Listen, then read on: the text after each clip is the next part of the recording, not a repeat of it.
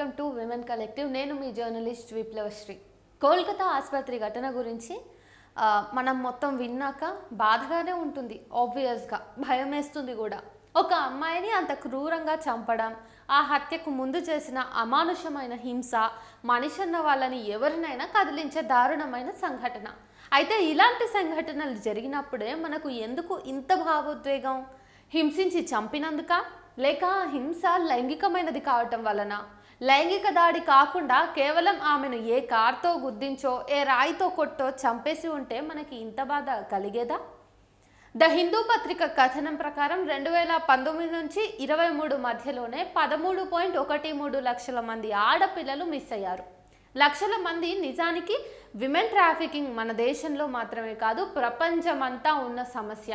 African, east దేశాల్లో ఎక్కువగా ఉన్న సమస్య. ఇదేమి ప్రభుత్వాలకు తెలియకుండా జరుగుతున్నదా అంటే, మిస్ అవుతున్న వాళ్ళ సంఖ్య 10లో 100లో కూడా కాదు. ఒక స్టేట్ నాయకుడికి నేషనల్ ఇంటెలిజెన్స్ వాళ్ళు ప్రైవేట్గా చెప్పేంత ఓపెన్గా ఉన్న సమస్య ఇది. ద వైర్ కథనం ప్రకారం 1 జూలై 2021 నుంచి మే 31 తేదీ 2024 మధ్యలో భారతదేశంలో కనిపించకుండా పోయిన ఆడవాళ్ళ సంఖ్య 31,000 మంది. వీళ్ళలో 2,944 మంది 18 ఏళ్ల వయసులో ఉన్న వాళ్ళే. 2022లో 62,099 మంది బాలికలు కిడ్నాప్ లేదా అపహరణకు గురైనట్టు ఎన్సీఆర్బీ అంటే జాతీయ నేర గణాంకాల నివేదిక అనేది స్పష్టం చేశాయి. అంటే సగటున మనం చూసుకున్నట్టయితే ఒక రోజుకు ఎంతమంది? 10లు కూడా కాదు, 100ల సంఖ్యలో ఉంటుంది ఆ సంఖ్య. వీళ్ళంతా ఏమవుతున్నట్టు? ఎవరు వీళ్ళని మాయం చేస్తున్నట్టు? చనిపోయి లేదా కిడ్నాప్కి గురై లేదా ఇంటి నుంచి పారిపోయి మిస్ అవుతున్న వాళ్ళంతా ఎక్కడికి పోతున్నారు? మనకు తెలిసే ఈ దేశంలోని ప్రతి నగరంలోనూ వేశ్యాగృహాలు, ఇంకొన్ని నగరాల్లో కాలనీలే ఉన్నాయి. అక్కడ ఎంతమంది ఉంటున్నారు? వాళ్ళ వివరాలు ఏమిటి? వాళ్ళలో ఎంతమందికి గుర్తింపు కార్డులు ఉన్నాయి? ఈ వివరాలేవి మనకు తెలియవు. మాయమవుతున్న ఆడపిల్లల్లో ఎంతమంది అక్కడికి చేరుతున్నారో, ఇంకెంతమంది అవయవాల వ్యాపారానికి బలవుతున్నారో తెలీదు మనకు. ప్రాస్టిట్యూషన్ని లీగలైజ్ చేస్తే, గుర్తింపు కార్డులు ఇస్తే అతి కొద్దిగా ఈ సమస్యకి పరిష్కారం దొరుకుతుందేమో. కానీ అయ్యయ్యో, ఇంత పవిత్ర సమాజంలో అధికారిక వేశ్యావాటికల, గవర్నమెంట్ అమ్మే ముందు గవర్నమెంట్ అప్రూవల్ పోన్, గవర్నమెంట్ అనుమతితో వచ్చే సినిమాలలో ఆమోదపూరిత హెరాస్మెంట్ అన్నీ ఉండొచ్చు. అత్యాచారాలు ఉన్నా పర్లేదు, ఆడపిల్లలు బయటకు వస్తే కదా మిస్ అవుతున్నారు, లోపల బంధిస్తాం. కానీ లీగలైజ్డ్ సెక్స్ మాత్రం ఉండొద్దు. నేషనల్ క్రైమ్ రికార్డ్స్ బ్యూరో ప్రకారం 2018లో భారతదేశంలో 33,977 అత్యాచార కేసులను పోలీసులు నమోదు చేశారు. అంటే ప్రతి 15 నిమిషాలకు ఒక రేప్ జరిగినట్టు లెక్క. ఇవన్నీ కూడా కేవలం అధికారికంగా పోలీస్ స్టేషన్లకు వచ్చినవి మాత్రమే. మద్యం, పాన్ మాత్రమే సమస్యలా? ఇలాంటి సంఘటనలు జరగగానే సాంప్రదాయవాదులకు ఆడవాళ్ళ బట్టలు, స్వేచ్ఛ గుర్తొచ్చినట్టు అభ్యుదయవాదులకు మద్యం, పాన్ వెబ్సైట్స్ గుర్తొస్తాయి. అయితే ఇవి కారణం కాకుండా పోవు. కానీ కేవలం ఇవి మాత్రమే సమస్య కాదు. YouTube, Instagram reels, reality shows, సినిమాల్లో వచ్చే కొన్ని సీన్స్ ఎంత అభ్యంతరకరంగా ఉంటున్నాయో మనందరం చూస్తూనే ఉన్నాం. కానీ అభ్యంతరం చెప్పాం, వీటి మీద నియంత్రణ గురించి ఆలోచించాం.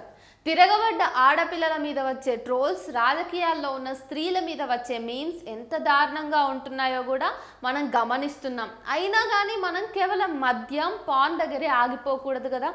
ఎవరినైనా మానసికంగా దెబ్బతీయాలంటే గుర్తొచ్చే మొదటి ఆలోచన వాళ్ళ ఇంట్లోని స్త్రీలు, ఆ స్త్రీల లైంగిక అవయవాలు మాత్రమే. ఇంజనీరింగ్లు, పీజీలు చదువుతున్న పిల్లలే ఇలాంటి కంటెంట్ క్రియేట్ చేస్తున్నారన్న విషయం మనకు తెలుసు. వాళ్ళలో ఉన్న ఈ వికృత ఆలోచనలకు కారణాలు మన ఇళ్ళ నుంచే మొదలవుతున్నాయన్న విషయాన్ని కూడా మనం గుర్తించుకుంటే మంచిది. లుంగి, కట్బనియన్ వేసుకున్న పురుషుడికి, నైటీ వేసుకున్న స్త్రీకి భేదం వెతకటం, చీర మాత్రమే స్త్రీ పట్ల గౌరవం తెస్తుంది అనే ఆలోచన నింపటం ఎంత దారుణం ఇది! బట్టలను బట్టి వాళ్ళ స్థాయిని నిర్ణయించడం అనే వెకిలితనం ఎందుకు పెరుగుతోంది ఈ రోజుల్లో?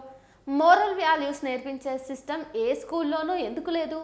సెక్స్ ఎడ్యుకేషన్ అనేది ఒకటి సమాజంలో సోషల్ మీడియాలోను, టెలిగ్రాముల్లోనూ విచ్చలవిడిగా దొరుకుతున్న పాన్ కంటెంట్ని ఎందుకు పట్టించుకోవటం లేదు? ఇది కేవలం అబ్బాయిల్లోనే కాదు, ఆడపిల్లల్లోనూ ప్రబలుతున్న విషాదకర పరిణామం. ఇన్స్టాగ్రామ్ రీల్స్లో ఒకరిని ఒకరు ట్రోల్ చేసుకోవడానికి వాడే దారుణమైన పద్ధతిని ఎక్కడి నుంచి తీసుకుంటున్నారు? ఇవన్నీ ఆలోచించకుండా ఉంటే ఎలా? డేటింగ్ కల్చర్, పబ్ కల్చర్ కారణం అనే పిచ్చి వాదన ఒకటి ఉంది. అత్యధిక లైంగిక దాడులు, విమెన్ అట్రాసిటీస్ అన్నీ కూడా పట్టణాల కంటే కూడా చిన్న చిన్న పల్లెటూళ్ళలోనే ఉంటున్నాయి ఎక్కువ శాతం. ఇదంతా సంస్కృతి, మతం, హింసాత్మక ధోరణి, బ్రెయిన్ వాష్ వల్ల జరుగుతున్న నేరాలు. ఆమె బట్టలు బాగాలేవు, ఆమె ఎదిరించి మాట్లాడుతుంది, ఆమె మా మనోభావాలు దెబ్బతీసేలాగా ప్రవర్తిస్తుంది కాబట్టి ఆమె మీద ఎలాంటి దాడైనా చేయవచ్చు అనే ఆలోచనలు విపరీతంగా పెరిగిపోతున్నాయి.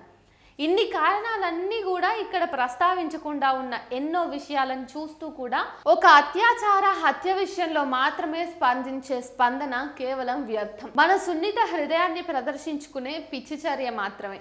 ఆ మధ్య ఆడపిల్లలకు అండగా ఉన్న పురుష లాయర్ ప్రధాన పాత్రగా సినిమా వచ్చింది.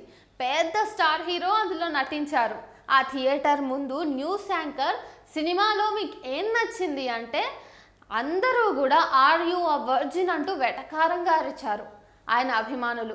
సినిమాలో ఆ మాటే కీలకమైనది, కానీ అది కూడా వీళ్ళకి వెటకారంగా వస్తువు అయిపోయింది, ఒకటి వెటకారంగా. నిన్న మొన్న వచ్చిన మరో మాస్ మహారాజా హీరోయిన్ కుర్చీలలో చేయి పెట్టిన పోస్టర్ ఇప్పుడు వైరల్ అవుతుంది. ఇవన్నీ అట్రాసిటీసే కాకుంటే ఇక్కడ శారీరక దాడి లేదు. 4 గోడల మధ్య హింసించకుండా వందల మంది మధ్య బహిరంగంగానే జరుగుతోంది ఇదంతా కూడా.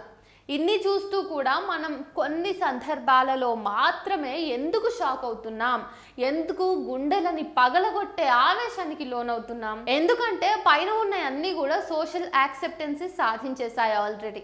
అవి హింస కింద, దాడి కింద కనిపించటం లేదు, నార్మలైజ్ అయిపోయాయి. ఒక హత్యకి లేదా దాడికి ఒక రాజకీయ పార్టీ రంగంలోకి దిగితే తప్ప అది దేశవ్యాప్త చర్చల్లోకి రాదు. ఒక డాక్టర్కి రక్షణ లేని, కనీస సెక్యూరిటీ వసతులు లేని హాస్పిటళ్లలో ఇంతకు ముందు సాధారణ నర్సుల మీద, శానిటరీ వర్కర్ల మీద ఎన్ని దారుణాలు జరిగి ఉంటాయో ఊహించగలమా? చిన్న చిన్న బస్తీల్లో పసిపిల్లల మీద జరిగే దాడుల వెనుక ఆ నేరస్తుడి మానసిక దౌర్బల్యం ఏ స్థాయిలో ఉందో తెలుసుకుంటున్నామా మనం? అసలు మామూలు వైద్య సదుపాయాలకే దిక్కులేని చోట ఫ్రస్ట్రేషన్, డిప్రెషన్, బతుకు మీద భయం అన్నీ కలిసి ఆ పసిమొగ్గుల మీద దాడికి పురిగొల్పుతున్నాయో ఆ దిశగా ఏమైనా ఆలోచన చేస్తున్నామా మనం? అసలు బస్తీల్లో సైకాలజిస్ట్ సెంటర్స్ ఏర్పాటు చేయటం, స్కూళ్ళలో కౌన్సిలర్ల సేవలు, సెక్స్ ఎడ్యుకేషన్ మీద అవగాహన కల్పించే ఫ్యాకల్టీ ఉంటుందా అసలు? ఇవేవి మన ఆలోచనలకు రావు. వి వాంట్ జస్టిస్ అనే మాట వెనుక అసలు జస్టిస్ అంటే ఏంటి, అసలు జస్టిస్ అంటే ఏంటి, ఆ ఘటనకు కారణమైన వాణ్ణి పట్టుకుని ఉరి తీసేస్తే సమస్య మొత్తం సమసిపోతుందా, ముగుస్తుందా అక్కడే? ఈ ప్రశ్నలకి సమాధానం వెతికితే తప్ప ఈ అత్యాచారాలని ఆపలేం. అవన్నీ చేయటానికి ఎన్నో అడ్డంకులు ఉన్నాయి మళ్ళీ మనకు. కాబట్టి ఉరి, కాల్చి చంపడం మాత్రమే న్యాయం అనుకుంటే జస్టిస్ ఫర్